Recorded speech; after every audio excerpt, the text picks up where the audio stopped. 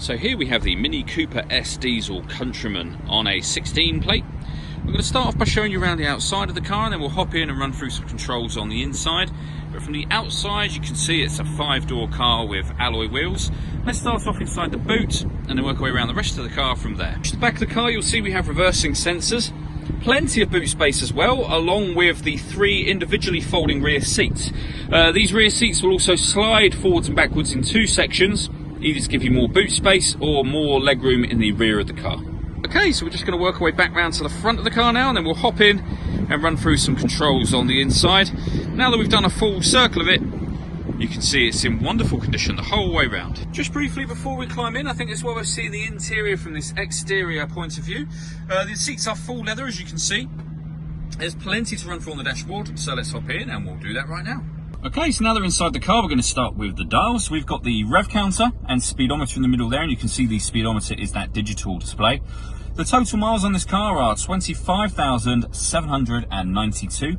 You can change the information displayed above that using a button on the steering wheel for various different bits of fuel economy information, and eventually you'll get back round to the beginning again, but you can get things like, you can see there, your average miles per gallon. If we back out to the steering wheel, on the left hand side we've got stereo controls and phone controls, including voice activation for the phone. So once you've paired up your phone, you can hit that button, ask it to dial any one of your contacts list, and it can do that for you without you having to take your phone from your bag or pocket. And then on the right hand side we have cruise control. Over in the centre we have the kind of mini entertainment system.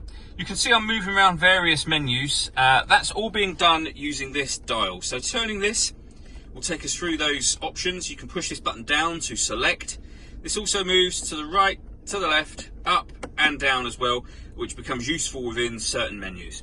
So for example, this car has got satellite navigation. We can push the button down. You can see there we can view the map. If I want to access this menu to the left, I just jog that dial over to the left and then rotate it round to go through the various options we have over here. There's a full video showing the satellite navigation working on both our website and Facebook page, which are well worth checking out.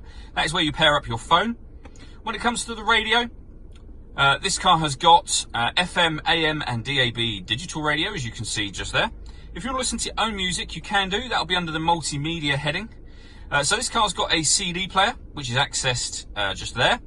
Or you can go to external devices, including Bluetooth audio, and it will show you there that we can connect up something via USB, Bluetooth audio, and we've got auxiliary input at the bottom.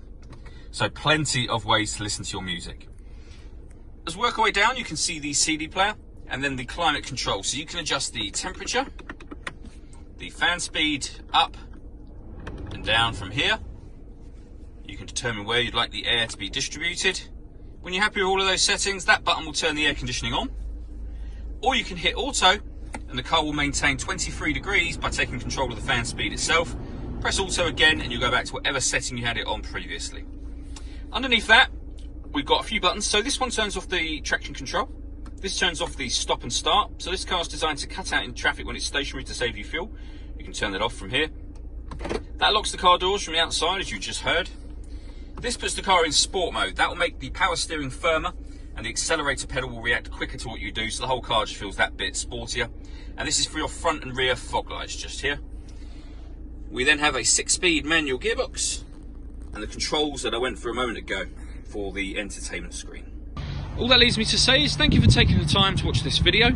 If you'd like to come and see the car in person and have a test drive, please feel free to call any of our MJA sites. We'd love to hear from you soon.